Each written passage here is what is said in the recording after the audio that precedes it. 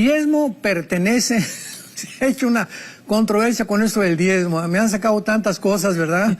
Que yo digo que no hay que ofrendar. Y es increíble cómo se pueden tergiversar las cosas. Sí. Pero vamos una vez más a clavar el clavito, ¿verdad? Con el martillo y volver a resumir lo que hemos enseñado. El diezmo perteneció al Antiguo Testamento porque era obligatorio. Bajo la ley todo era obligatorio. Cuando entramos al Nuevo Testamento ya no hay nada obligatorio. Según de Corintios 9, cada quien dé como propuso en su corazón. Nadie me está obligando a decir el 10, el 15, el 20, como propuso en su corazón. Dice Pablo en 2 de Corintios 9, después de que haya prosperado, den a cada persona según haya prosperado. Entonces, el diezmo pertenece al Antiguo Testamento. En el Nuevo Testamento, si en el Antiguo Testamento fue el diezmo y un cristiano sigue solamente dando el 10%, pues no has madurado, no has crecido en la fe, porque te estás limitando, como si alguien te dijera, es que es el 10% y no puedes pasar de eso. Ahora es el 15, el 20, el 30, el 40, el 50%, el 60%, lo que tú tengas en tu corazón. Y lo dice Pablo claramente en 2 Corintios 16. En cuanto a la ofrenda, ya no le llama diezmo, por el amor de Dios. Ya no se le llama diezmo en el Nuevo Testamento. Los evangelios quedaron bajo el Antiguo Testamento. Recordemos que la iglesia comenzó en el libro de los Hechos. En cuanto a la ofrenda para los santos, hagan de la manera que les ordené en las iglesias de Galacia. Cada primer día de la semana, o sea, el domingo, cada uno de ustedes ponga aparte el diezmo. Eso dice, según hayas prosperado. Que en esta semana vendiste una vaca, vendiste un carro, vendiste una casa. Entonces, ahí Dios te dice, vendiste la casa en $100,000, dame lo que está en tu corazón.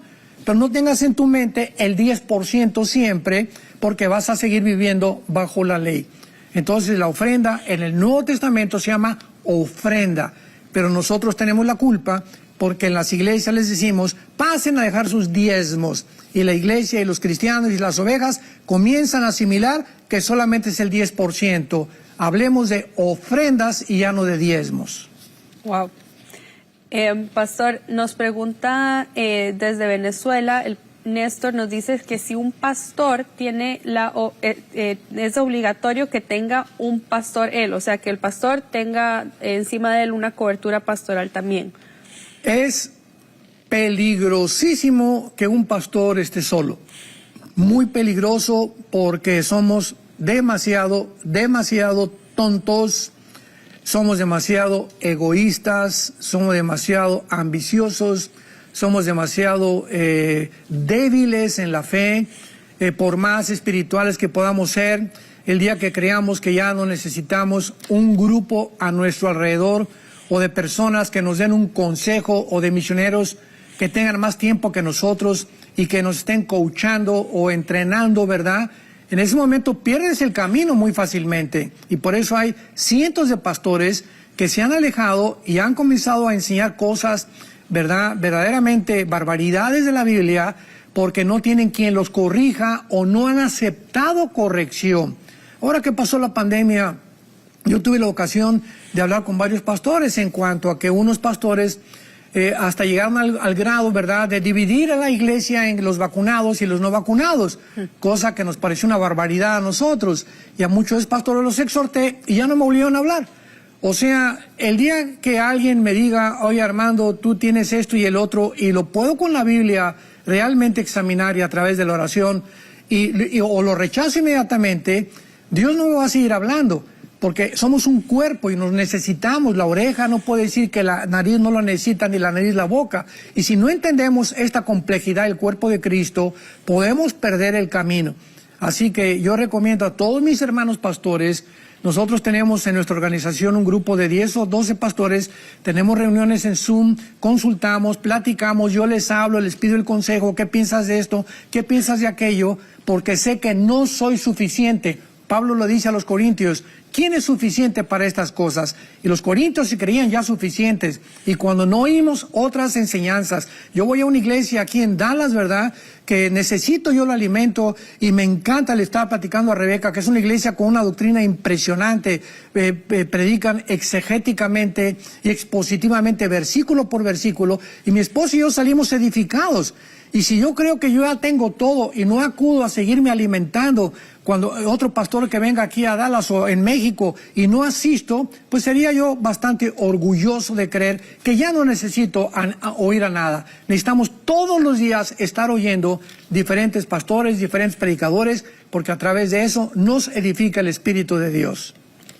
Pastor, justo por ese lado nos entra una pregunta de alguien que dice que no sabe cómo aprender más acerca de la Biblia y específicamente no sabe cómo empezar a memorizarse la Biblia.